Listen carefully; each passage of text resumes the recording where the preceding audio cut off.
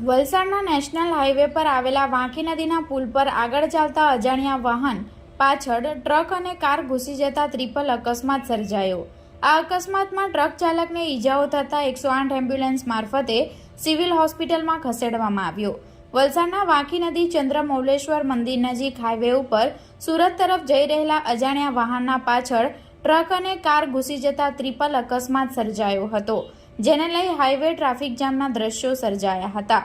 અકસ્માત બાદ વલસાડ સિટી પોલીસની ટીમ ઘટના સ્થળે પહોંચી ક્રેનની મદદથી વાહનોને સાઈડ પર કરીને વાહન વ્યવહાર ચાલુ કરાવ્યો હતો।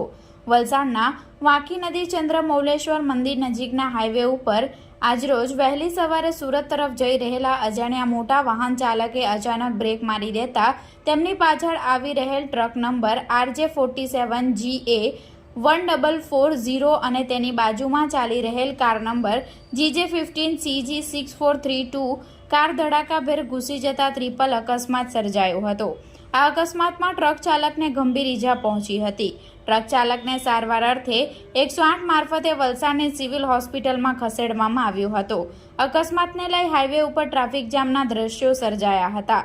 ઘટનાની જાણ થતાં સિટી પોલીસની ટીમ તાત્કાલિક ઘટના સ્થળે પહોંચીને ક્રેનની મદદથી રસ્તા વચ્ચે પડેલા વાહનોને સાઈડે કરી વાહન વ્યવહાર ફરી ચાલુ કરાવ્યો હતો।